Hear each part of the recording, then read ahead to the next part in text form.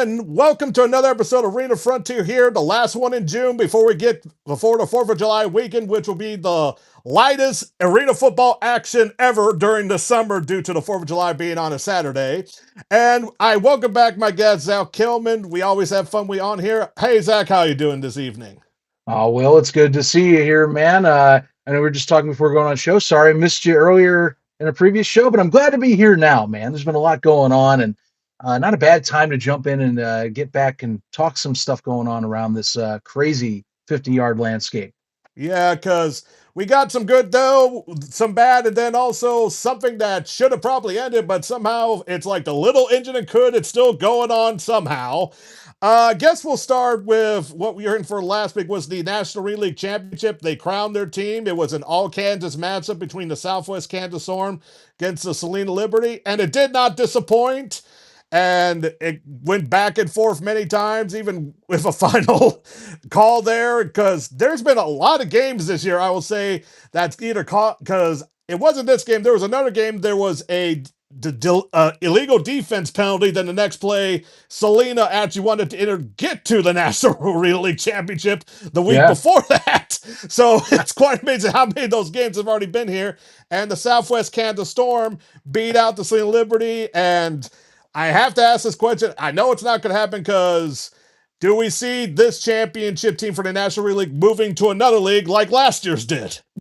I don't think so. I think right now the teams that were, and funny, the two prior AF1 teams are actually the ones that got the championship nod, but they're great run organizations as well, and that didn't surprise me. And I just don't think they're heading out. They're the markets and and how they run their operations. I think differ from what any of the higher end teams do. You know, IFL, we know you and I will. They're picky as ever now, and the AF1, I think budget wise is a little higher up for them. So I think I think from even their league solidarity posting that they're going to be in NAL, and I thought it was pretty cool, by the way, to see that all 8 teams straight up just committing out the gate that they'll be back next year and putting that together. Now we'll see the off season how that plays out, but it was kind of nice to see a different like spin on like, hey, this is what we want to say right now. All these teams owners are claiming that they are good for next year right out the gate. That's a nice little I would say safety net for some fans. We have a lot of distrust with how these operations usually run, and so that's kind of nice to do that right out of the bat. Now, will that through the offseason work like that? I don't know, but it's kind of cool. I'll admit the NAL, there's some things they're doing right. At least I feel in the right direction, and that was kind of a neat little message. And the championship game was awesome. That was a really good indoor football game played out there in Kansas. So not a bad matchup whatsoever. I hope to see more of that from the NAL as we keep moving forward with whatever this Mid-America conference is essentially becoming. Yeah, and Trey Self, the quarterback for Southwest Kansas Storm, was beat up, even had a staph infection in his arm. Yeah, yeah.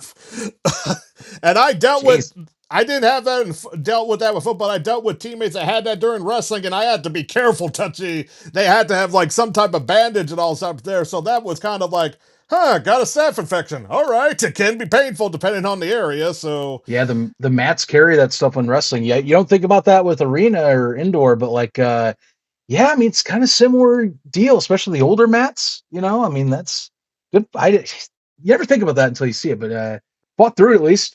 Made it safe, hopefully enough wrapped up. I hope no one else got of course, anything the from that. one thing with the end of the year with the National Arena League, of course, the only one bad part is the Dallas Bulls. They were kicked out, but they've already replaced them with a new Dallas team already, so they already got that cover already next year. Yeah, no, that was nice. It's unfortunate to see a team go down like that, and I think a lot of us were pinning the Bulls to not make it through the year, and unfortunately, that did play out the case. It's been a track record for that ownership, but fascinating bits with like the Apex. Will, you might have seen this or seen us talk. Is those guys are connected to the Beaumont Renegades in many ways. So I'm curious where Beaumont stands next year. We can talk about that further, but I mean, Dietrich Weiss Sr. is attached to this team as an owner. So, something to keep an eye on. And, them trying to attempt to make the Dallas market work again. I mean, clearly they want to be there. So, will this time work? We're going to find out. But I think maybe someone at least with a little more experience running a full season operation here is at least what I like in this regard, is that I think there's more confidence this time out of the Apex. Yeah, though last week when I was on the show, there was that little weird thing with the Frisco Steam with rumors and all Oh that yeah, stuff, yeah. which was very odd. And they like it came so much that the NAL put out a response saying that there's nothing to do with us and something about their financials. But then that caused the Frisco Steam to like basically said like, you don't know our financials, like we don't we haven't any talks with you either, so it's kind of weird you're saying that. I was like, is this like the small chance it may defamation purposes? Is like you haven't seen our financials, so that was kind of an odd little incident. Yeah, I wasn't really understand. I mean, I see what they were trying to do because there's been some talk in our circles about who the Frisco Steam are. What team is this league playing in? I mean, there's tons of smaller leagues, but like the Steam keep implying, at least from what we've seen, they're going to play in a bigger league. But the only ones that that make sense if you're looking at the landscape are either the NAL or AF1, and I've heard nothing that I'm aware of from AF1 about them. And the NAL, I mean, it's in the same demographic, and Frisco's basically in that metro of Dallas, but they came out and they're like, I think they just wanted to get ahead of this, which I mean, that's kind of been the NAL's norm this year, Will. And this is just based on the people I know working in the NAL and in that department now, is they are very much now trying to change how they do PR, which is get ahead of things, put things out as needed. Now, sometimes maybe it is one of those things where like, well, that's weird. I didn't think we'd have to talk about that.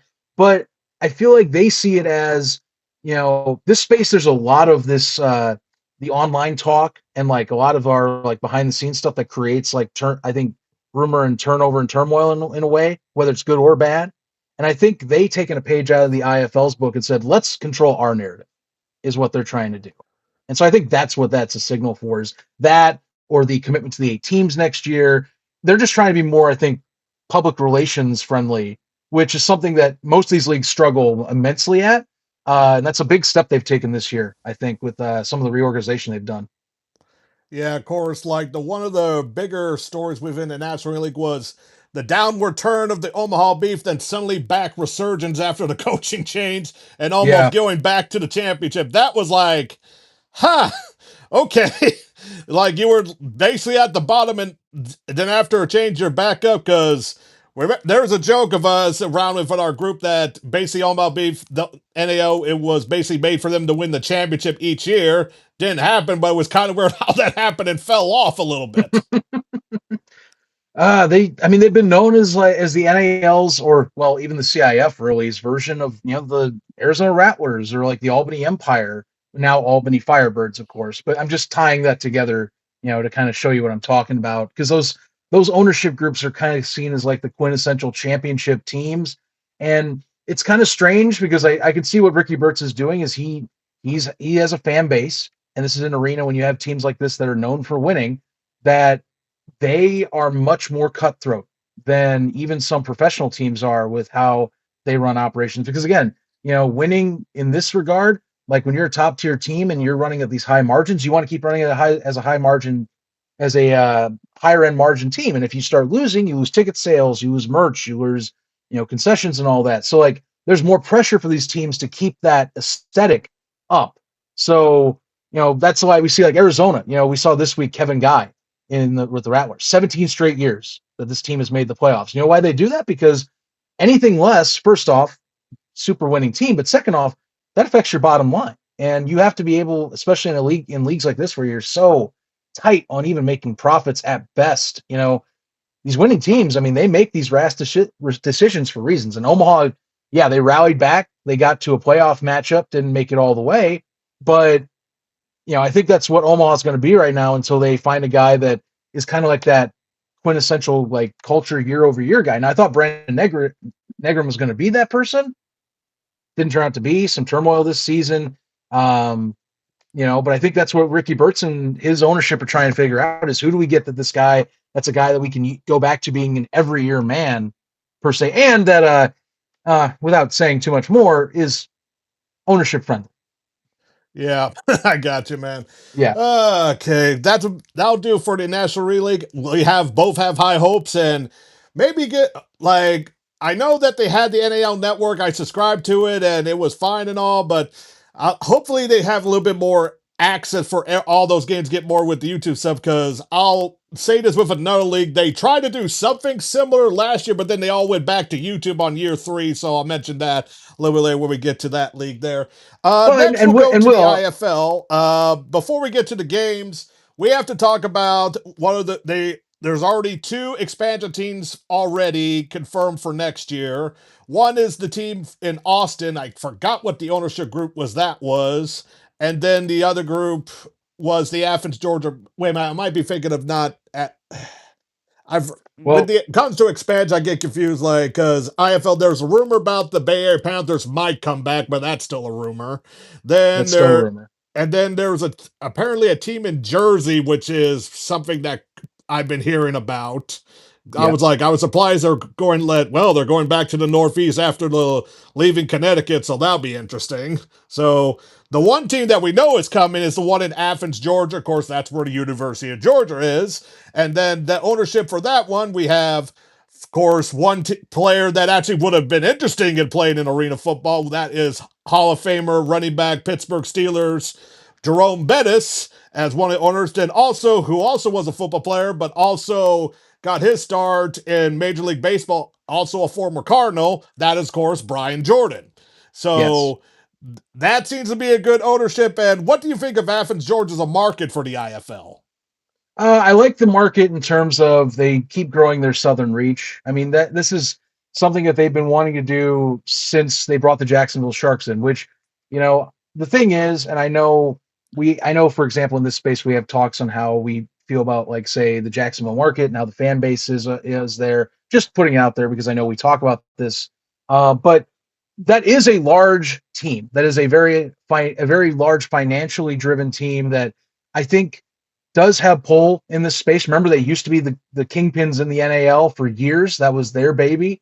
And I think when they joined the IFL, they were told, hey, you know, we're going to join, but you need to start building around us and you need to start giving us more opportunities to, you know, play ball where we feel like we're getting represented well. Because, I mean, you see the West Coast and you see the Midwest, and those are well, fine, and good and more built up, especially the West Coast. But, you know, Jacksonville this year, they got Orlando with the Pirates, and it was going to be now, okay, how do we get more teams? And Athens is a good market in terms of it's a college town that I think has enough pull from Atlanta and some of those other mid metros out in Georgia to kind of bring in fans. And I think the IFL also is helping in the fact that they're getting good press as a league, period. You know, again, this is what happens when you start building a league brand outside of just being a team is people notice that brand. They go, oh, interesting. So that's an IFL team. Okay, cool. We're getting IFL. And then you hear about the owners. Jerome Bettis. Oh, that's neat. He's going to own a team. And that's got some recognition. So, you know, you want to lean into that and build into that. Next step is you and I think will be about Yep. the namings, which Well, actually, not I'm the naming. yeah. They already have hired their head coach Oh, already, yes, yes. because, and that, of course, is someone with good pedigree. And, of course, his last time he was coaching was for the Bay Area Panthers before their, I guess we'll call it their delay, because, like I said, there's a Yeah. rumor they might be coming back, because apparently there might be a team coming out of the San Jose, but that's still the Bay. That's so, and that, of course, is former Panthers coach Rob Keefe. A lot of good pedigree, good experience, and if you want to make a splash for Athens, Georgia, for a team there, that's the way to go. That was a good pickup. It's a good guy to start a franchise with, at least. You know, he definitely helped turn around the Bay Area Panthers when he was doing his stint out there. When he was not well for a minute, there wasn't fully head coaching, but he'd come back out and kind of restarted his coaching career. And then, you know, I was kind of surprised at how things went this year with Orlando. So I think that was the shame, but I'm glad he's still in the space. And I think if there's any guy you want that I think would be a great person to kick off a new organization with, it's Rob Keefe. Rob Keefe's a really good pickup. So I was really thrilled to see that they got him as well to kick this off too. I'm hoping this is a better stint for him and a better space for him where he can, I think, from what we understand, be at least more in the same, I think, step with ownership, because it kind of felt like that's really what derailed his time in Orlando was that. But it does seem like this is a good spot. He gets a fresh start and Yep. still gets to be in what is the premier 50-yard league right now. So that's also good for him too. Yeah, because I was like, because I remember when he stepped down, and I was actually walking to the Battlehawks game, and I got an alert on my phone like head coach stepped down. I'm like, what the? So that Right. was kind of Yeah. a weird day. Like that was just like weird on there, but they it didn't nuts. They announced it, but already they have come to an online poll for, as you said before, team names, and all of them look pretty good. But there's one I see I actually think would work better. You might have a different opinion, but let's go with the four names. First one, the Athens Crush, Eh, the Hedgehogs. See, hogs like pigs, not like hedgehog like right. Sonic. Then you got the Athens Panic. I could see that, but my money is going on the Bullfrogs. I actually thought about this as well, and given Athens is the home of the Bulldogs, Yeah. you could lean into some silly marketing and call them the Bullfrogs and lean into that bull port of the name if you wanted to. You know, my fun name pick is the Hedgehogs, though.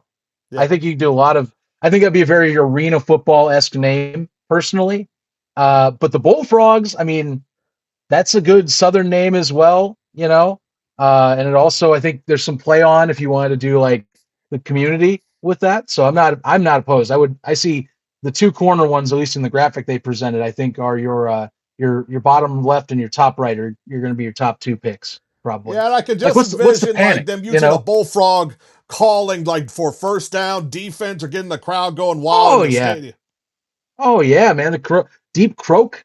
I could hear that. What Yeah, is the so panic that's though? That's a like name. so far it looks like they're going good there, and Brian Jordan being a former Atlanta Brave is also good press as an owner. So Yep. get all that there, and I'm still wondering, will they have a running back? Because we know how the IFL is; it's more of a passing running back, more quick. But Jerome Bettis is that power back that usually the AF1 does. I'm kind of curious if they will try at least have a back like that. But I don't know, with Keith's play style, I just don't see it. They could, but it'd be Nah, interesting.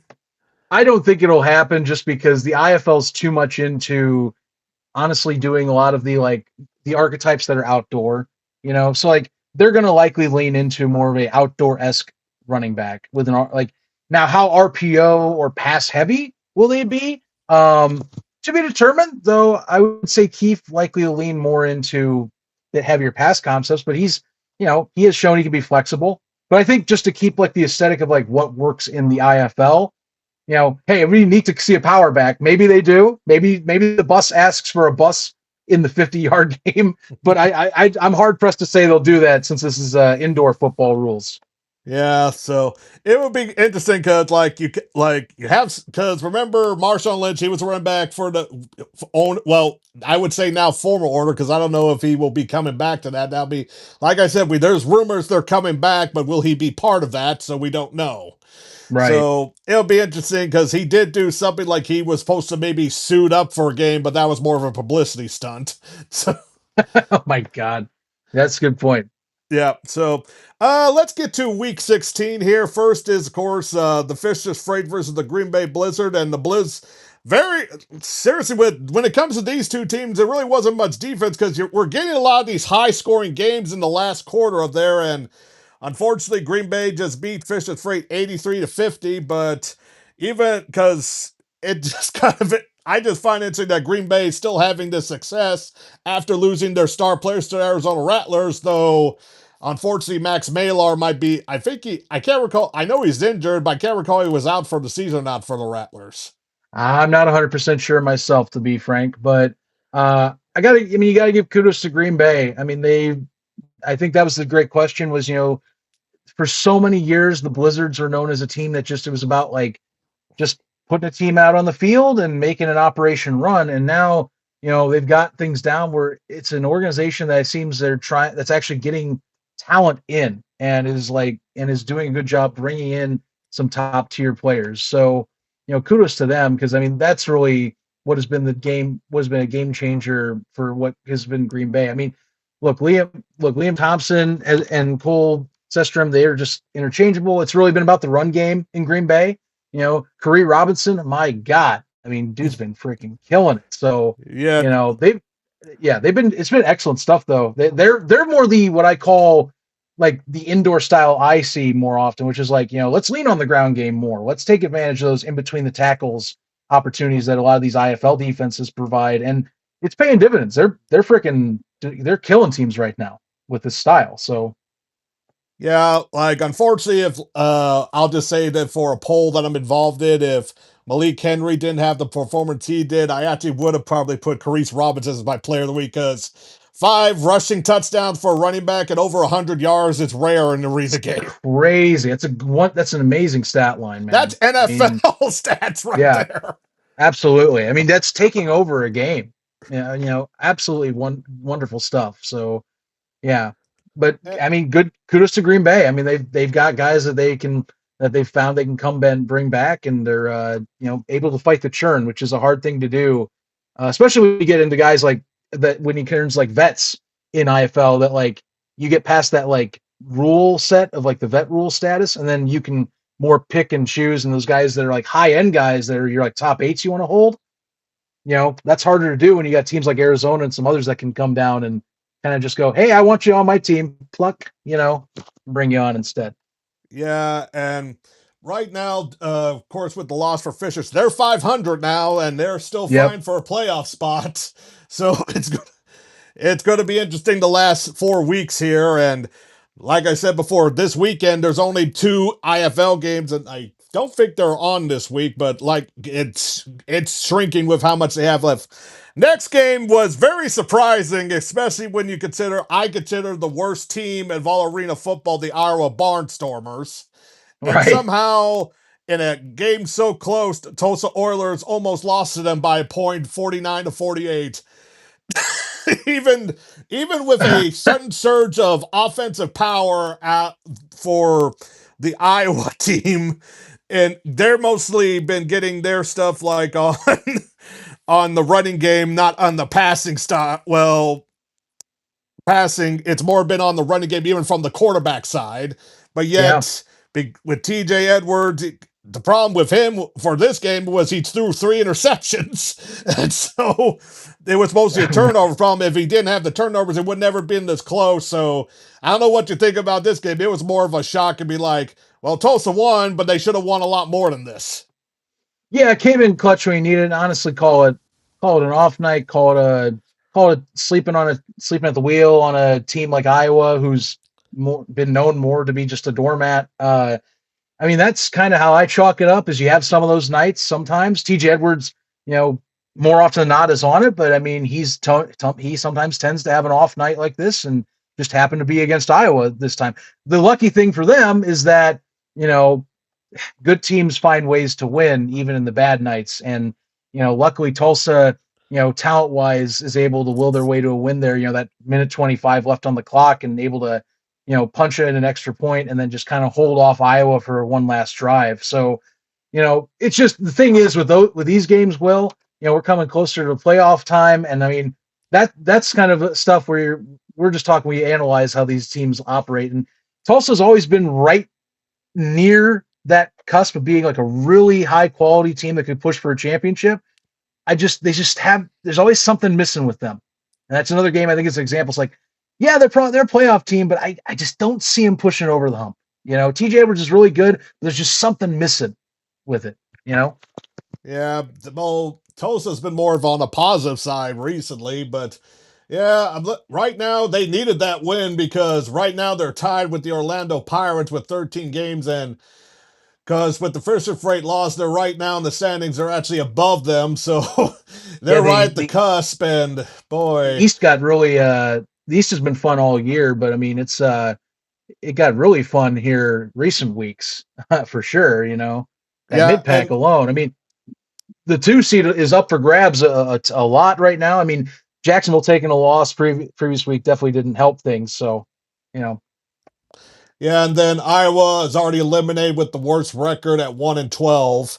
yeah, Seriously, already I could like even I even have like going against the battle the worst of each league. I even see the Oceanside Bombers being the Barnstormers. possible. I mean, Yeah, obviously, I mean, look, you know how I am, Will. What rules are we playing first yeah, off? So, what style are we playing? Um, but I mean, to put your point though, like you watch anything Oceanside, and I'll tell you firsthand. I mean, they've been scrappy in all their losses. It's just finishing the job. So you know, hey, that's a great opportunity. Put the two worst teams together. Let's see how that goes. I would love to. I'd love to be curious on that. You know. Though I don't know, I can't recall did I because we'll do the next game here because the next game is you have no love lost for this team, the New Mexico Chupacabras, and the Arizona Rattlers steamrolled them next week, this last weekend. Even Yeah, yeah. though like the last few New Mexico had, I'm wearing the hat for former Bandits quarterback Donovan Portier on theirs, but he can't really do much when he's probably the only talented player they have on the roster on the offense. Right, right. Yeah, I my bad blood is it's a little overblown, but I mean, hey, look, they're getting through first year. They've actually been playing a lot overall a lot better in recent weeks, so kudos to them. But it is growing pains. I think it's an organization, if I'm being my 2 cents on it, that came in thinking that they could do this a lot easier than they originally thought, and now they're kind of learning on the fly. But hey, 2 wins, that's awesome. And I mean, at the beginning of the season, we thought this team was going to be maybe not winless, but like definitely one win like they were with Iowa. So hey, kudos to them. They found two, and they're figuring things out, I guess. But it's eh, you know, you spat with the social media slash the general manager for a minute on there. It's funny. Just sell tickets, guys. That's all I'm saying. Just focus on making a business. Stop trying to be cute. That's all it was. Yeah, then one game that stat wise, because I couldn't put stats in this game because there came that one glitch in the IFL that happens every so often that there were no stats and it was like still playing live 2 days after the game was going on the stats website. That was the San Antonio Gunslingers against the Vegas Nighthawks, which strangely this was a close game for no reason because the Gunslingers is also in the bottom tier, the defending champs only beat the Gunslingers by 143 to 4-2. This was also a little bit okay. Are you like I know you're the defending champs and all, but you should not be playing like this against this team. Right, right. Yeah. No, I didn't see that coming at all, Yeah. and given that the Nighthawks have been, been playing had played some really solid ball this season. Again, just sometimes I think you just have a good team that maybe takes it off the wheel or is just trying to like fight through some stuff. And to be frank, uh the Nighthawks, I would say, it's I don't know if they're the favorites this year, but I mean, definitely is up there. I feel like this is going to be a season that they'll have to kind of do some evaluation at the end of the year. So Yeah, they do. But the one team that has fallen from what they have been is the Quad City Steamwheelers, and boy, have they fell. And the Orlando yeah, Pirates beat them 45-26. And yeah, they're not eliminated yet in the East, but they're very close. So, and yeah, Orlando, like, ever since the coaching change, when Rod Keefe left, they stumbled a little bit, but then they started to get back up a bit more and more and more and becoming more a success on that side. And they're tied for the third seed right now in the East right now. So not bad for the first time with the move, but the one thing about this game, we both know him as because he was for a moment there running back for the Battlehawks and also did some stuff in the UFL, but he's just been one of their star players there this year or the Orlando Pirates. yeah, yeah, no doubt about it. Uh, Look, for Orlando, I think to me, I thought they started off really hot out of the gate. They kind of cooled down a little bit, but that's kind of relative. They're still one of the best teams in the IFL this year. I love Paxton DeLawrence still. Clearly has been playing really surprising ball this season for the Pirates, and for Quad City, I think some of their star power is what has been lost here, this season. I think a lot of people are questioning, would this team look the same going into this year? And I think right now their struggles are mainly they just don't have a guy that can really push the ball down the field right now. I know Since that. Daquan Neal is injured. Yeah, exactly. And that's a big strife. Defensively earlier in the year they were giving up a lot of points and that was their big crux, but now you just have a double whammy where who are we replacing that fits in Neal's shoes? And Judd Roberts or Ivan Corbin cannot do that right now. And Mm-mm. when either one of those guys are passing below 50%, like look, I get the IFL, you can do run heavy concepts and win games in this league, but you still have to have some sort of passing mechanic, especially against good teams like a Orlando.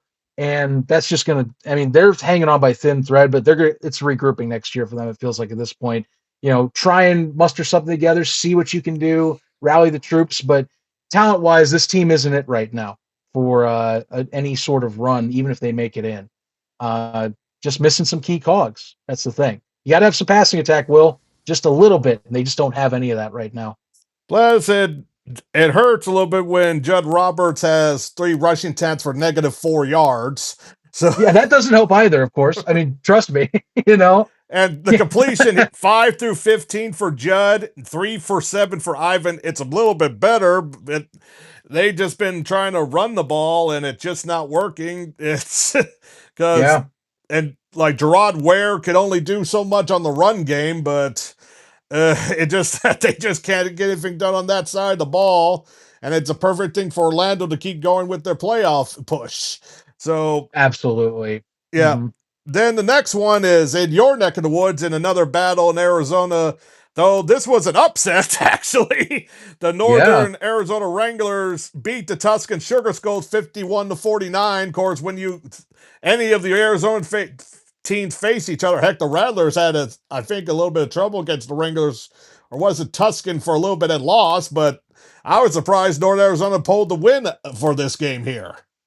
no, I am too, quite frankly. I mean, maybe this is just look, the season's not been great. I mean, they fired Ron James, recently as well, and they're trying to, I think, just reestablish wherever this looks like next year. I know there's been some talk on what is going to be what happens with Northern Arizona next season based on some PRs that we'd read. But I think this was a good win. Just like they just need something to feel good right now. If you're Tucson, you're kicking yourself. Like you've turned the season around. You're currently fighting back right now in terms of a playoff spot in the West, and so that was not a matchup you wanted to drop.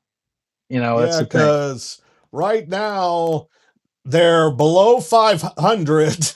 And right now, we'll redo this again because it's either going to be you or the San Antonio Gunslingers. And it's both like losing records right now with San Antonio Right. 4-9 and Tuscan 6-7. So last 4 weeks, it's very important according to this Oh because yeah. you gave a win to a team that's eliminated from playoff contention and their second win. I know. I mean, you could have been 7-6 and really, I mean, at that point, closer to sealing the deal. I mean, not to say that I think San Antonio rallies back, but I mean, if you're Tucson, don't drop these easy. You can't drop games like that, you know. And not to mention, like, it's not even that bad. Like we talk about travel and stuff, so a lot of times in these leagues, Will, and like how that affects teams. I mean, this is right up the road. I know, like Arizona's a bigger state than like when I came from Indiana, but like you still can get up to from Tucson to Prescott Valley in like 4-ish 5 hours. Like that's 1 day drive. That's not going to break the bank or anything or mess you guys up on getting a sleep schedule. So yeah, just kind of a tough game to drop right there. One that I think you're definitely going home and saying, God, guys, we should have taken this. We should be 500 right now and riding off this high we've been having like this last month or so on pulling off some great wins and getting back into like looking like a competent team and one that could be scrappy in the playoffs, so to speak. Yeah, that it's just that you gave something to Northern Arizona that they should not have gotten, and it might cost you a playoff spot. We'll just have to see next few weeks. The final game in the IFL, which is possible to be a championship matchup in the future, was the San Diego Strike first against the Jacksonville Slugs. Another game that was only by 1 point, Yeah. with already to the end here, and like, I'm glad for these games, close games here, because these are just two teams that were just going out. They're both already in the playoffs, but uh, strangely, San Diego right now has the 1 seed in the West, and Jacksonville, I believe, the 2 seed in the East. Hmm. I'll Yes. double check that. No, they So do. It's this was just a yeah. good game.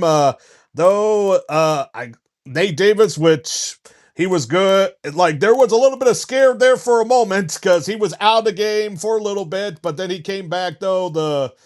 They actually had to put another player in it, though he did well. Kyle Kelly, like I can't recall if he's actually a quarterback because he's actually more of a he's a kick because what he scored on a kick return touchdown. So Mm-hmm. they had to do some emergency quarterback situation there. So that was kind of interesting because Which, yeah, it was like kind of one to shocked it. one for 2 yards, and then yeah, he's back in because from out there it looked like he hurt his knee, but then he came back in. So Right. it just, and then though Sammy Edwards did good for Jacksonville, Jimmy Robinson Jr. still doing well. Like he's the second, though his rushing attack wasn't as good as this game, but he's probably like what more of the top parts of the running backs when it comes to this league. Mm-hmm. Yeah, definitely. No, I really liked. Quite frankly, I liked what I saw out of San Diego. You know, they're I feel like the last few years we've been waiting and seeing like can they just get over the hump in the playoffs because this team is right up there on the in terms of like top tier talent at top end of the IFL. Nate Davis, it feels like as he continues to age, just seems to be more and more exciting when I watch him play. I love his game. You know, he's the kind of guy I love watching like arena and indoor football. Is he's just like this very quick time, quick throw passer that can throw the deep ball as needed. Just give him enough time, and he can pick you apart by bit. And not to mention though, you got like guys like Shane Hooks and Edward Vander over there in San Diego that you don't have Yep. to lean on Nate Davis every game. You can lean on guys like that provide some relief, if you will. And this was two heavyweights as well. Jacksonville absolutely has turned the corner since they've joined the IFL this year. You know, Sammy Edwards, I like his game. I like what I've seen with him, and having a Jimmy Robinson on the side as well. Great offense. It really just came down to who had the ball last. It just and simple thing is that one or two possessions went San Diego's way at the tail end of this game in the fourth quarter. And, you can rally, but Jacksonville just ran out of steam. Yeah. Still a great team, still obviously one of the best teams in the East, but just didn't go their way in the fourth quarter, and San Diego took advantage when needed, when opportunities arose for themselves at the end of that game. And it also doesn't hurt when you have a defensive player at Devin Hartford that causes a turnover, then also scores a touchdown in the kick return as well. Yeah, So, especially because I'm seeing more and more of these double duty, like for defense and also working special teams, and we're going to get more of that soon here. And right now, by going through the playoff here, right now in the Eastern, as I said before, Ira Barnstormers are eliminated. Quad yep. City second to last, 5-8. Then Fisher's Freight at 7-7 though, and then Tulsa Oilers. Because if I recall, it's the top four to go in the playoffs, correct, or is it top six? I'm trying to remember if there's wild cards. I'm sorry, I don't remember that off the top of my head. It's hard to pick with the IFL because sometimes they have more teams and it goes down up and down every few years. Because I do know that as of right now, the 1 and 2 seed though, the 1 seed's already done with Green Bay Blizzard. They're number 1 at 11-2. The 2 seed is still up for grabs because Jacksonville 9-4, but then Orlando and Tulsa. I'll still put Fisher's Free in there because of how many games are left.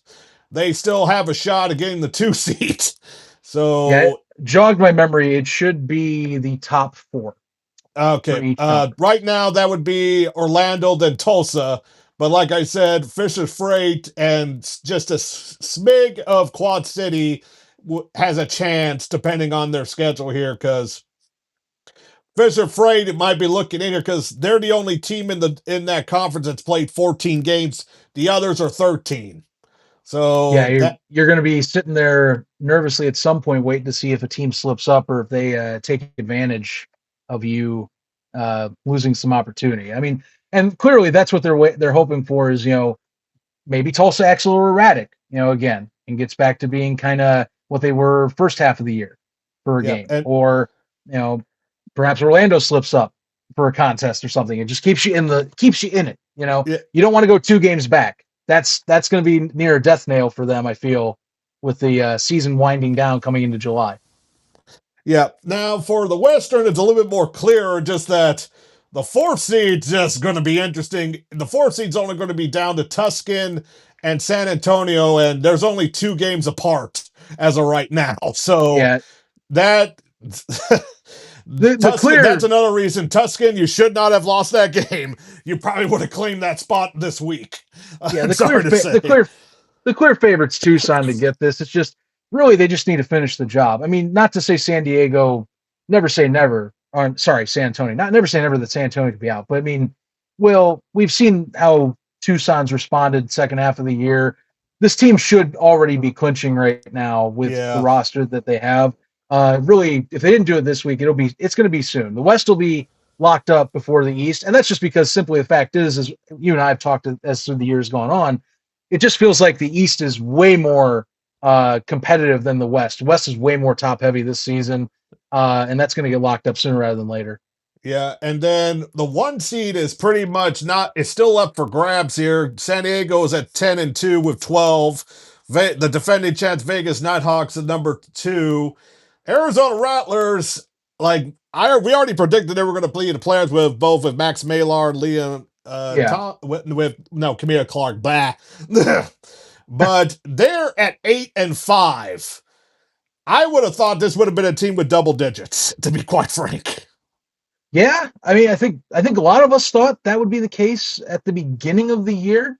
You can't predict injuries, and sometimes you do have teams. I think that they maybe they'll rest on their laurels a little bit and take some losses. And we've seen in recent years that yes, Arizona can still come in. They can still come and beat up on you and rally uh, in the playoffs, as we've seen. But I think that more and more as the IFL's developed, well, we also seen that the talent regular season is a lot more spread out, and Arizona's not a lock anymore, guaranteed to be a number one seed in the IFL in today's IFL.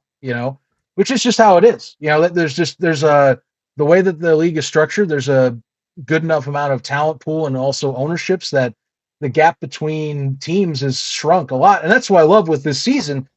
The scores being so good and like games being so good to the last minute. That's fantastic. You know, in terms of a product. So it's great to see that too. Not to say Arizona fans hate it, like love it. They probably don't. But if you're talking like league wise, like health wise and all that, like it's cool that they're still a playoff team. But it's not like locked in, like say 2016 or 2017 IFL, where it felt like they just came in, we're going to be at the top dog, period, because they had that big status and monetary power and all that. So, I think right now they need to get healthy, hopefully.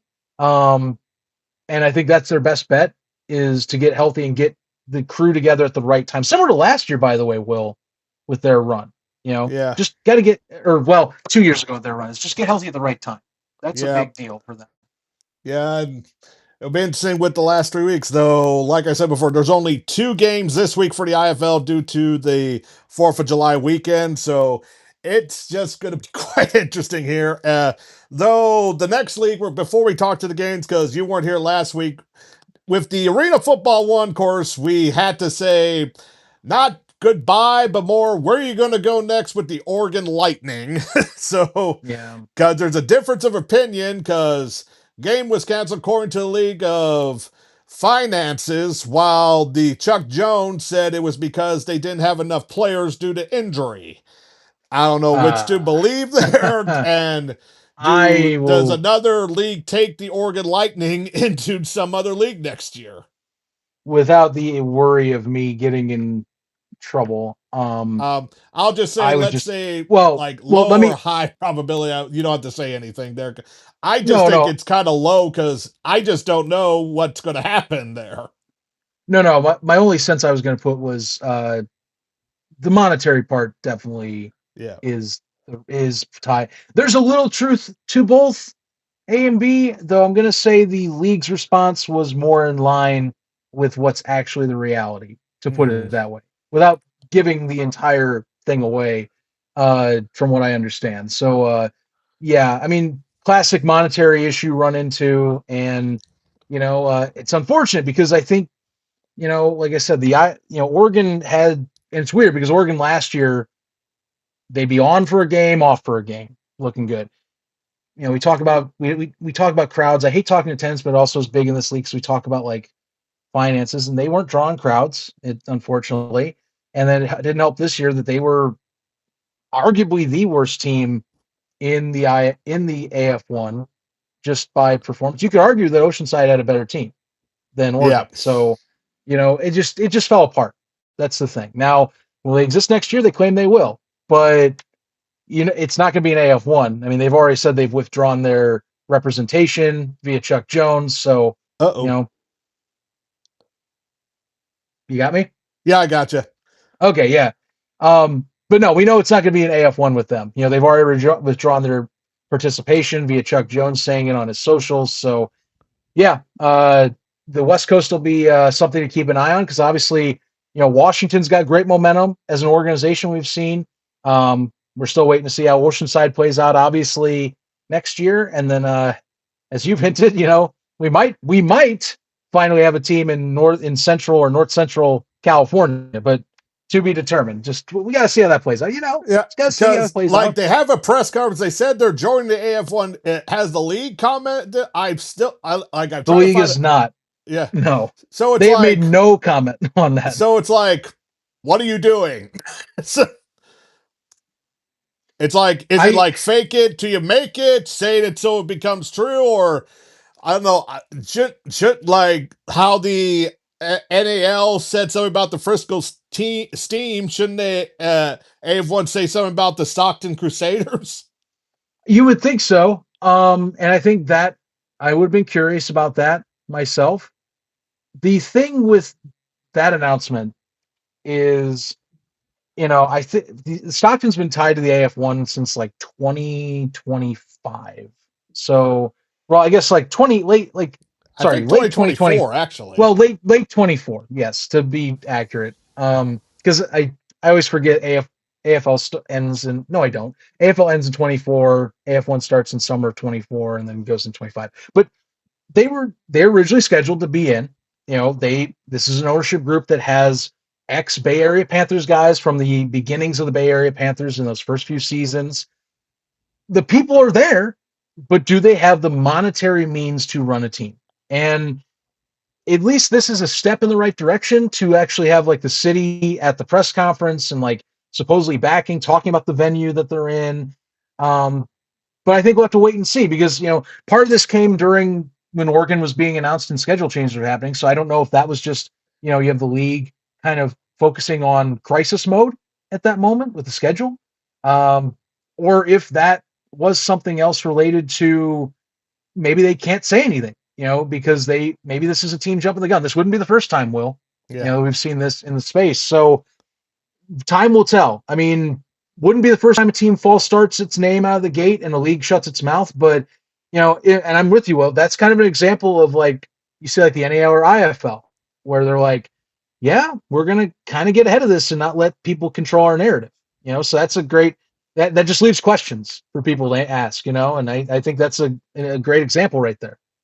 Yeah, and I don't know if they want to try if the AFL want to get something in that western mountain area, like I don't know what they think of because I know I talked about the Wyoming Cavaliers for the AIF of how they got out of there because they were like we didn't like something we just left. So I don't Yeah, know if they were looking for that team might be something they could look at or I don't know the AIF. I'm still perplexed with that league and how that's still going on even with the I I can't believe it's still that's one I can't believe it's still going on. To just be Western frank, Michigan Ironman just go to the AF1 and then the AIF will quietly die. So I don't know. I mean, I feel like it should. This is the proper time if you are the Ironman. If you think you can make a jump, I mean, shoot, man, NAL would work too. That's not terribly off their geographics as well. You know, um, Shoot, man. I mean, I feel like that's what we're waiting on because this team used to be in that space and it kind of recused back. Just wanted to control its own stuff, have games where it's in its own league, kind of like Columbus with the yeah, Lions. If you ever talk to any of the Columbus Lions owners, past or now present, it's not about the league for them. It's about can we put a product on the field and make a community thing for us. The league is just an alphabet acronym. So maybe that's the case, but yeah, I mean, I'm with you there. And for the AF1 for the West Coast, Will, I mean, they're the most national in terms of like spread out. So there's a lot more pressure uh, for this league to get teams to balance where people are at. Now, again, that's why I brought up earlier. We like Oceanside, we know behind the scenes has been a little, according to reports, has been a little tumultuous. Again, these are reports. That's all I'm listing off of, is just some people that brought that in. Curious where they are next year. They have good crowds. They've been able to Mhm. bring in good crowds in the same building that the Strike Force do. So it's not like they can't get people. It's always about who is running this and how the financials look. You're in Southern California. Workers' comp's not cheap. Housing's not cheap. Washington, at least the difference is that they seem like they have, and I know this firsthand because I have worked alongside with them at times. They have good ownership on their shoulders. They're a well-run organization. They have a little more, I think, staying power to kind of handle some of that travel. But like we talk about this West Coast versus East Coast and Midwest thing, and that's really what we're curious with AF1 is, what does this offseason look like? Because I feel like there's going to be a lot of moving parts compared to if we're talking the big three leagues. This league seems like you're going to see a shuffle, like the biggest of the three again. And I don't know what that looks like personally. Because I'm trying to remember if it was Jeff Fisher or someone from the AF1. They said they would like, I know they said they would like to have a team in Missouri. Where in Missouri, they didn't say, and then some other states too. Well, And it was Jacob Lambert from the Minnesota Monsters, which keep in mind, yeah, the Monsters were a TAL team yeah. that made the jump. Credit, they still got to go through some sort of lawsuit this Yeah, there offseason was with the some league. cease and desist, but yet they're still able to. I mentioned that, and I know our colleague of ours, Luke Miller, was going crazy for there for a moment when that came out. So, Yeah, I mean, looking into it though, like the ownership for Minnesota is going to be able to weather the storm just from what I've seen. So it's all going to be about semantics to me. But he had an interview with Arena Fan Zone. We love those guys. We've loved those guys over there. They talk AF1 mostly with Tim and Scott, and there he's talked about Minnesota. mm, He's talked about Missouri. He's talked about Arkansas, which I mean, yeah, connect dots if you will. Maybe I don't know. I Texas know he seems to brought be the hotbed out of nowhere for arena well, football lately. yeah, but I don't remember. He didn't bring Texas up in that interview. I think I'm just he saying that brought up. because other leagues tend to be like, we got to have something in Texas, Texas, Texas, Well, Texas. right. Well, that's what Beaumont, and that's another question. Like Beaumont's had a weird year too. Like, I bring it up as well. But like my point is, like he brought up in his interview, it was Missouri, Arkansas. He mentioned Arizona, which I was curious about. I think he mentioned Vegas in that same one, I'm like, and then why do Vegas already has the Nighthawks? The Las Vegas Rockers don't really draw a crowd there, so and that's another thing. Everyone wants to go to Vegas. Like we already know that well, NBA is going to have an expansion team there probably in a year or two. So it's like now everyone true. just wants to go to Vegas all of a sudden. Here's my kicker though, Will. Is that I see it as that this is my fantasy land stuff, and I've had this in my head because the fifth one you mentioned was Florida, by the way, Yeah. which I'm curious where in Florida, but the other four teams, um, I'm curious if it implies certain leagues will lose teams or change things over. Mm-hmm. Um, Two of the teams alone, I mean, the first two, connect the dots. I mean, the TAL had teams leave, and back at the time, there was rumors that there were more maybe wanting to jump ship. So I'm curious if that's what he's implying there. The other two are IAL markets. Now, I don't know what happens with the IAL after this year, but clearly they've had money to, and everything I've heard is any of the U.S. teams from the people I know in the IAL, they've been able to fund and been paying those guys on time, $1,000 paychecks, and doing all that stuff. Now, say you take those teams and you were to wrap them into like making those into two legitimate AF1 teams that have less budget than an IAL team and have venue deals already and things like that in West Coast markets. Just a spitball. But that's kind of what I took because to me, the European project for the IAL is dead. There's no way they go Yeah. back to Europe. So what is the IAL's plans? Either you make a small competitor league that pays more than everyone else, or you fit in where you get in. And given the fact that they've already said they like playing arena style rules, They have the and Nets. they already have nets. I mean, this is spitballing, but there's a lot of dots that seem to make a lot of sense if you wanted to bring in guys that have cash but don't want to spend enough to make a league anymore. So that's my hypothesis as to how you're getting those five that Mr. Lambert's bringing out as markets that are they're looking at. Um, Time will Because tell.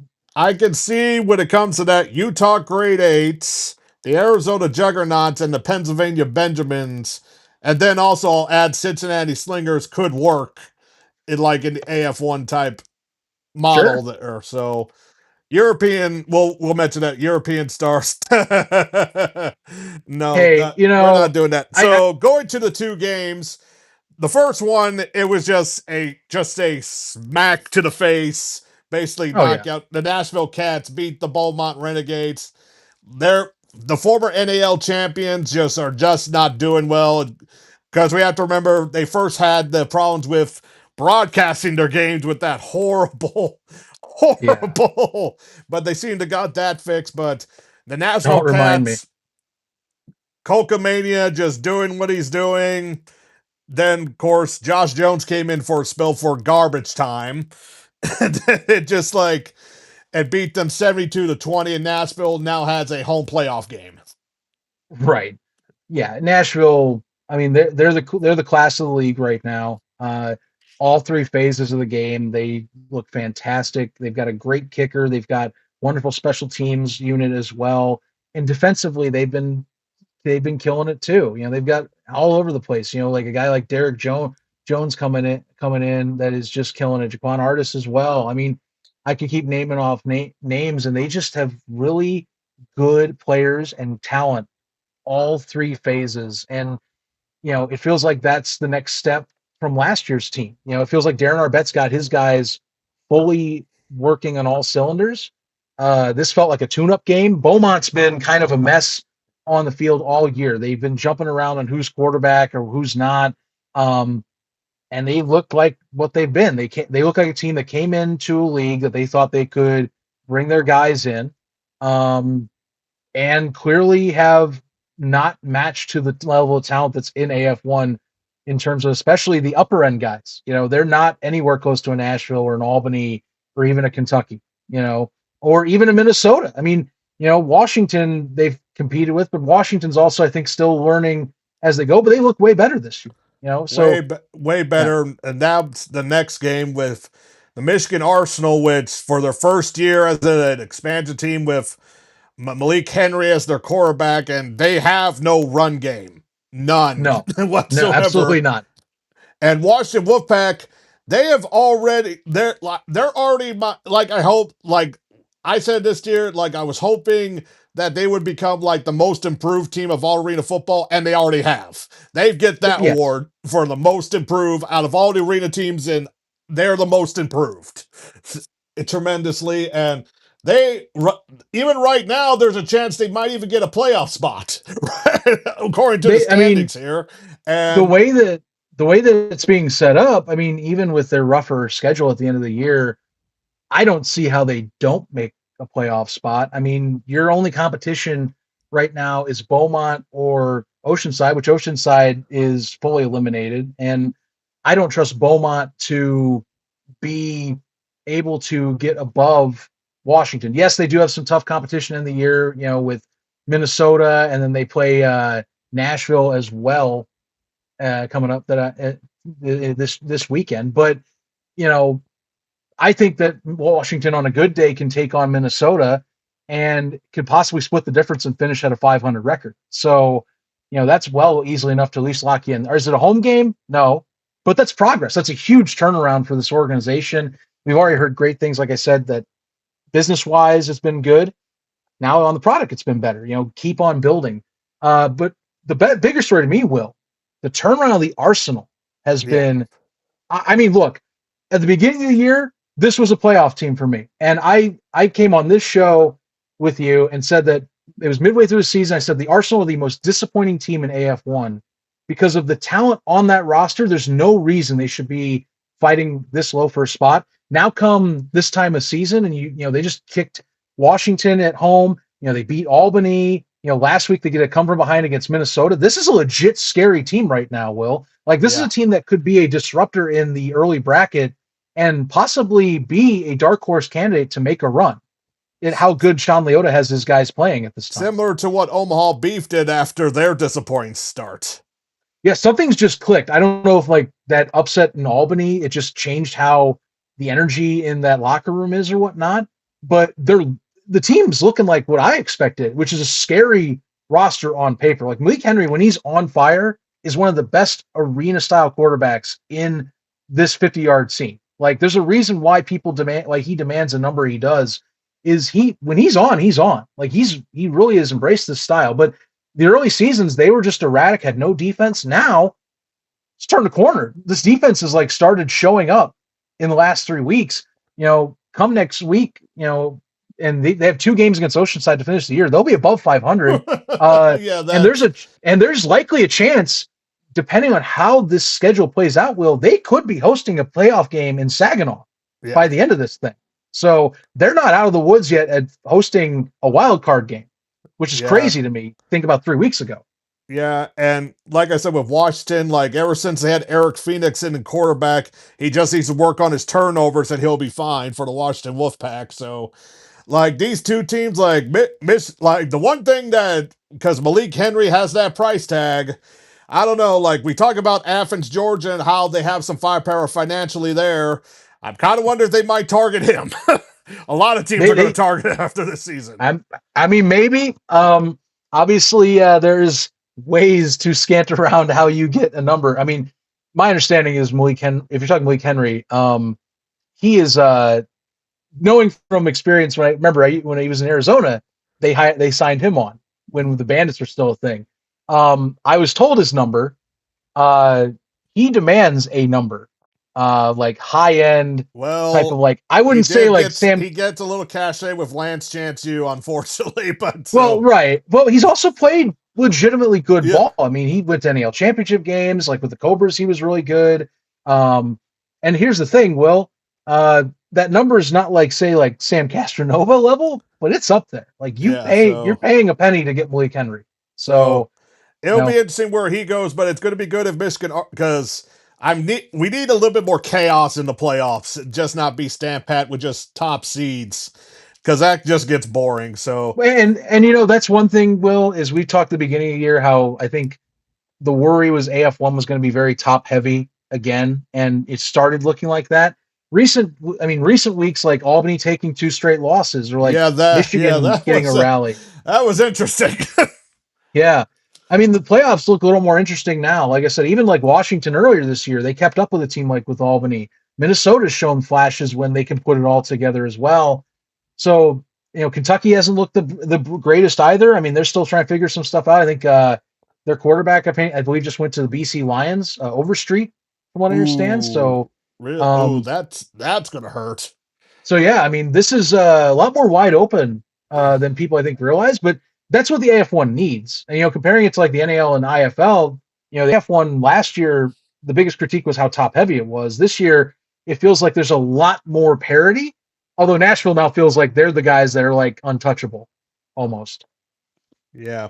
So it'll be interesting. And I think they're like, let me double check for the AF1. Yeah, there's 3 games. So that, and I will mention here soon that there is some playoff implications for at least one of those games. Two of them, I would say. Oh, yeah, 2. Yeah. Next, just go a little bit here. We got the Arena League here, and the one thing that's interesting about the Arena League this year is that because last year they had that fan club thing that was on their website, but they seem to abandon that. That is now gone because they only had like a few games on YouTube and the rest on that stuff. They abandoned all their games are on YouTube now. The thing that I liked about that site is how they kept their stats, and they're not doing that. And heck, if you go to their stat page now, it's from last year. So it's like, oh yeah. So like they scratched some stuff on the board though, but there's some good things that have happened though. Iowa Woo, even though this is their third, their second new venue because they're playing at University of Northern Iowa's Dome Stadium, and it's good, but they've only won one game, Mm-hmm. and then going to hold on, I'm in the wrong page. What the heck? No technology here. And Getting like going there. through the games here, because I only could just talk about them. It's the game of the week, of course, was the Memphis Hound Dogs and the Arkansas Diamonds. And heck, even after the victory, winning 68-61, heck, I saw that game and they got an interception, and then before even someone stopping, there were fans already running on the field, and the game wasn't even over yet. Even Dude, that Barstool took notice of it. that actually was like I love that moment. Now it's pure arena football, like in terms of like what you expect from like the sport. Uh but yeah, like kudos to them getting a viral moment like that, even though it was like a weird like, hey, the game's still going, dude. Like we aren't finished yet. you know? But Yeah, it was fun. I at least thought it was fun. It was a great contest with those two.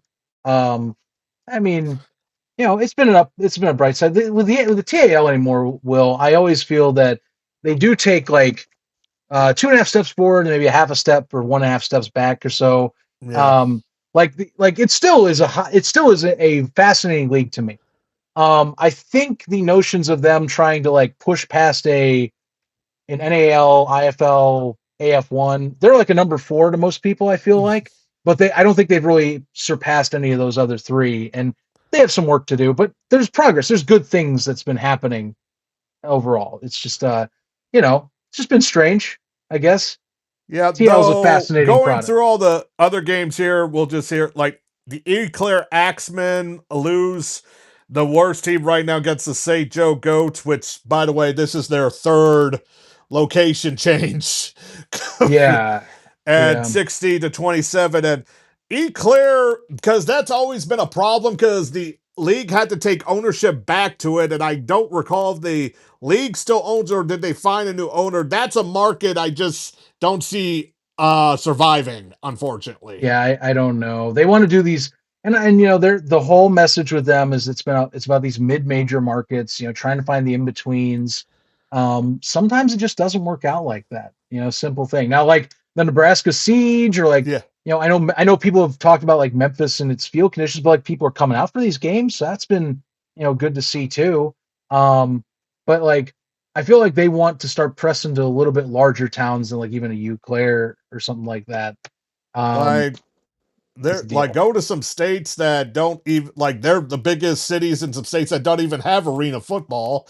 But right? like you mentioned, Nebraska Seeds, they beat the Iowa Woo 47-44, and on their social media they said, "Hey, we claimed a playoff spot already." I'm like, God dang. Yeah, on the, right. they're not Yeah, I mean because and then they've the been other killing one, it though. the new Monroe Greenheads, they get their victory. They've been up and down, but I still have faith in Coach Bowden. So Yeah, yeah. yeah, yeah, and Monroe they beat the Ozark Lark 63-45 right now because just everyone know because of 4th of July weekend, this is their bye. It's technically week 6, but it's a bye week. So right Hmm. now the North Division, Eclair's 0-5, Iowa Woo 1-4, and Iowa's like used to be the darling of this league, sadly, but not anymore. The St. Joseph Goats 4-1 and Nebraska Seed 5-0. I Nebraska and St. Joe, that's going to be who wins already Yeah, because there's no way. I just think they can't catch up, Eclair and Iowa. South Division's a bit more interesting. Arkansas and Memphis, good teams, and Memphis being an expansion team has been good. And also, the thing is, after the bye week, they face each other again at this yeah, time at the Arkansas this time, and then Monroe. I think Monroe has a good chance. So it just amazing. Like this one has a little bit more parity to it. It's just that Eclair is and I. It's just that 6 of the teams are very good. Just 2 teams going to be a problem. Uh, hmm, so yeah, we'll just have to see here. Be interesting. Like I said, all the games are on YouTube. When last year it was like one YouTube, the other and that fan club. I guess they didn't make much money from it because yeah. they yeah. Well, So and YouTube's a fickle thing. I mean, even with like, you see two of the leagues right now of the top three, they're not on YouTube whatsoever in terms of like live games. AF1's there, but I think it's just mainly because they just need a place to put inventory is the yeah. thing. You know, credit, you can watch all AF1 games on Home Team Network, but like most people don't really know Home Team that well. Um, Yeah, but they're figuring things out. And here's the thing. Well, I wanted to say this earlier when we talked NAL. If we're talking television, I mean the NAL network. I mean, I think the reason they're doing that is because of the IFL and how the IFL took data from their network and now they spun off and get partners. And so it's all about data collection that leads to selling your product. So that's what I think they're trying to do. yeah, Same deal, because here's the thing: regional sports networks are basically dead, so pretty that's not much. going to work. Because right now, for example, FanDuel gone, St. Louis is doing their own thing. The Blues have yet, and the NHL teams part of the FanDuel have yet to announce what they're going to be doing for this. So that's going to be interesting. They're probably going to set up their own or join these two. That's just how that's going to work. Yeah. So you're because your teams are mostly Chicago and they have the WGN and all their sports network. That's the only one that could actually work regionally, and then, well, the Yankee ones too in New York. So Yeah, I mean we got let's see, Chicago's got now two of them really. Although, I mean CSN's more like you can find that local airwaves, but you still have to pay if it's outside of there.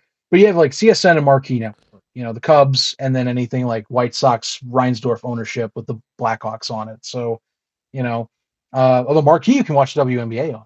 yeah, But yeah, you got two RSNs, but yeah, again, RSNs like even the ones that are like successful, like they're getting knocked down even like in bundles. Like they get less access now. You have to pay more to get them.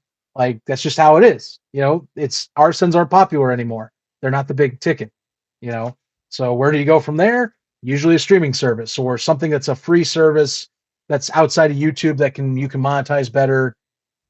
Time will tell. You can find one. You just got to find the right one to do. then also I have a fear there's going to be a streaming bubble that bursts at some time in the future. It's going to happen, but how it's going to happen is the question. Because Well, yeah, yeah. I kind of want to see some consolidation because I think there's too many yeah, in my way eyes, too but many. And I then don't know. before we get to next week, before the International League, we have a bit of the AAL here. Even though there's only 4 teams, they did their playoff thing, and it's not really rocket science. I already predicted it would have been the Columbus Lions versus the Wheeling Miners, though I didn't expect the game to be played in Wheeling for the championship, not this weekend, but the following one. So, but Wheeling seems to be doing better than they did last year in the NAL. So, and then the thing about with the AAL is that they already announced 2 expansion teams, one in Yeah, Texas and then one that caught my eye in Montgomery, Alabama, the Catfish, and that's a team that kind of caught my eye with the I mascot and love the all name. that stuff. I absolutely love the name of the catfish. That's so good. Uh, yeah, I mean, and I look the AAL. I mean, there's so many leagues, but you always kind of look. It's like, can a league jump beyond being just another alphabet league?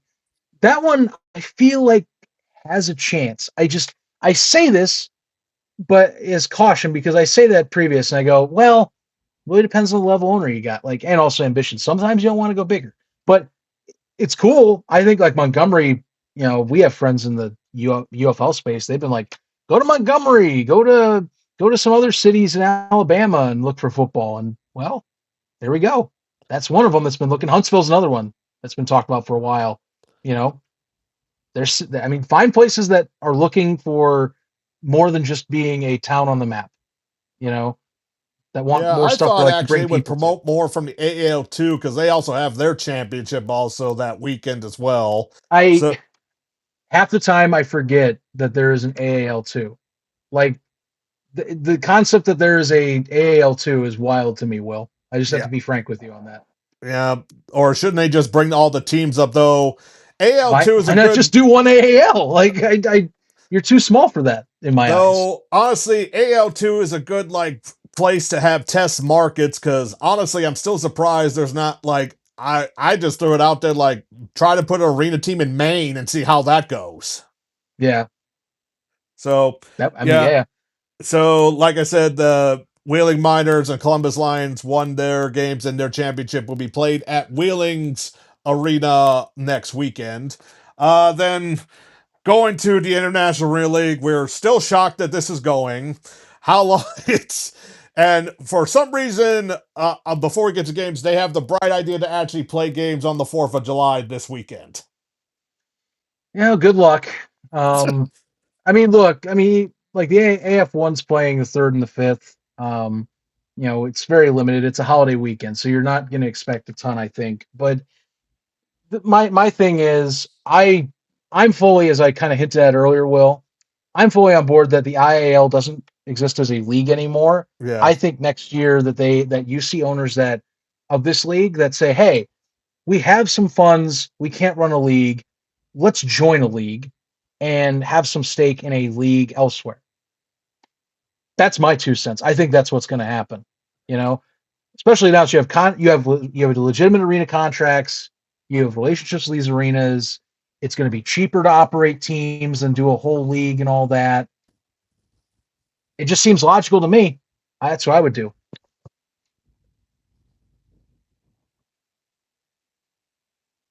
Oh, oh, you're back. So, Yeah. so yeah, like I said, like I like the Pennsylvania Benjamins, the Cincinnati Slingers, the Utah Great Eights, and then the Arizona Juggernauts. Because why not another team for Arizona near you with Mullet Arena? So Well, and remember too, like that was the venue AF1 wanted to go to with the Bandits. So, yes, that's already proof of concept that you have as well. Again, I'm just spitballing. Things could change. Things could not happen. This could be closed down tomorrow. But the fact that they've been able to, everything I've been told is they've been able to pay these venues. They've been able to pay players week by week in the U.S. like without having to close any U.S. teams. You know, there's money somewhere. So why not logically put your capital into a better use elsewhere than running a league that I think to me has burned a lot of its goodwill over the season. So yeah. And yeah. going over, here's the results. European Stars lose to Cincinnati Slingers 65-20. Las Vegas Rockers loses to the Utah Great Eights, and the Pennsylvania Benjamin loses to the Arizona Juggernauts 39-57. Standings, it's interesting. Cincinnati, number one, 7-1. Great Eight, 6-3. Arizona Juggernauts at number three at 504-4. Somehow the Euro Stars, because they did some weird thing to combine all the European teams, are the fourth seed at 2-3, which I'm still surprised. Even though the European Stars have been not even their formation, they have not won a game. So that Mhm. still bugs the heck out of me. Pennsylvania Benjamins are 3-5, and then the Las Vegas Rockers.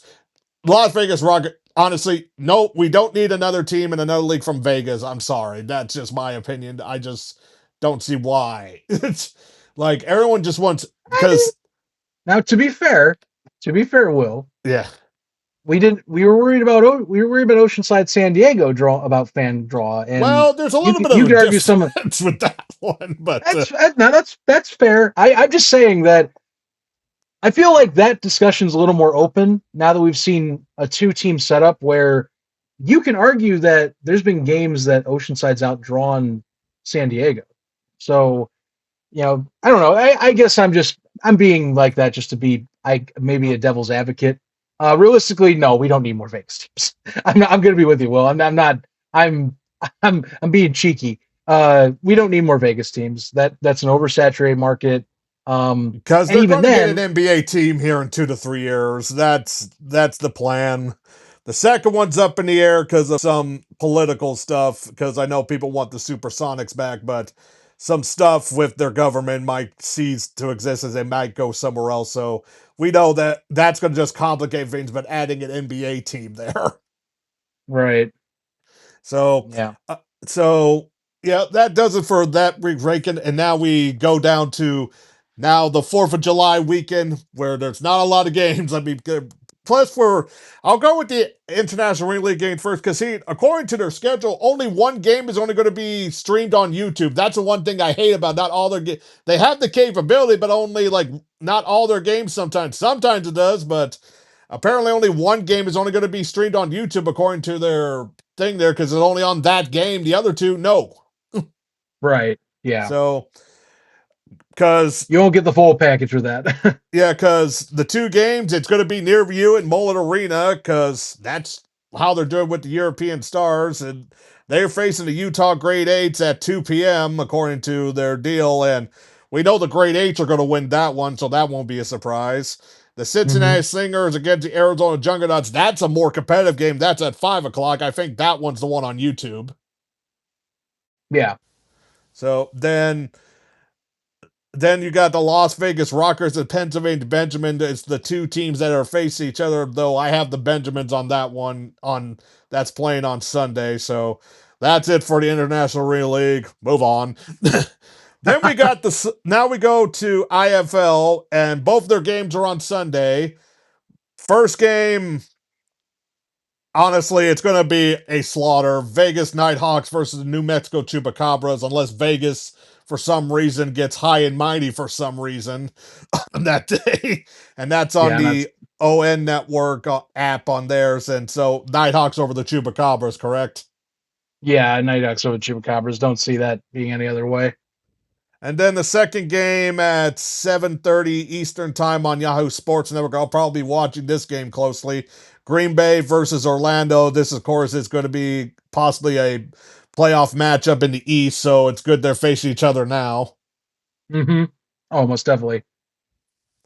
Then for thank goodness we have some, though it's a late game, some Friday night late action arena football in AF1. Nashville Cats versus Washington Wolfpack.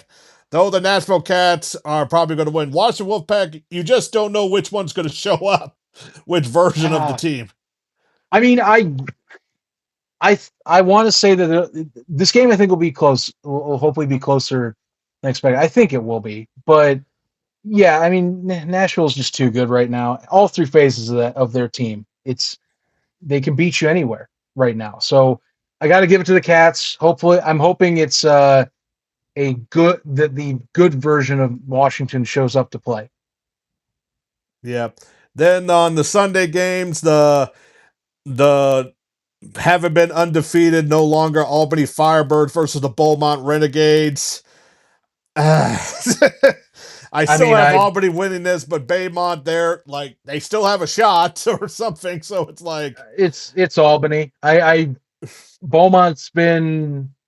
Uh, I mean, honestly, if it's any team that's above like Washington in terms of the standings, they have not been in games this year. So it's got to be it's Albany for me. did anyone like? I did they say which one is the Vice game on Vice this week, or Vice game of the week should be Kentucky and Minnesota.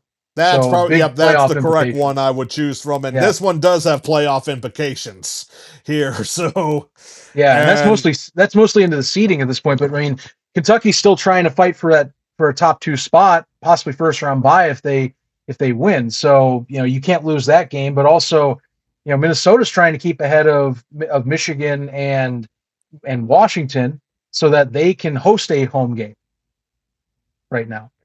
yeah, and then didn't you say the quarterback from Kentucky is now in the BC Lions? So that's going to change some things. So, Yeah, at least I believe I was told Overstreet headed to BC. So yeah. so Minnesota, like, because I'm trying to remember the backup quarterback for Kentucky. I'm just trying to remember how good is he. So there's a chance, but I don't know. Minnesota might have a little bit of the edge here on this game. Hmm. So yeah. So we'll just have to see. So at least we know we have an interesting game Friday. It's just Sunday is the game. Sunday for both the IFL and the AF1 is the one that's probably going to be one I'm going to have the Vice game on my television, then the one on Yahoo Sports Network on my phone or on YouTube. Right. Shea Spencer, I remember he's backup actually. Um, he's had his moments. Um, I think it makes that this upcoming game way more interesting against Minnesota because also keep in mind, um, these two have scrapped earlier this year and have kind of taken jabs at each other. So it should be a pretty good contest, honestly. It's just Kentucky's had a lot more fluidity in who's actually running behind center this season. So yeah, it'll be interesting. Like I kind of like it how it's set up this way. Like though, like I said before, why the international like like I said, we're going to probably wave goodbye, and they honestly just like you said, merge with another league or something. It just like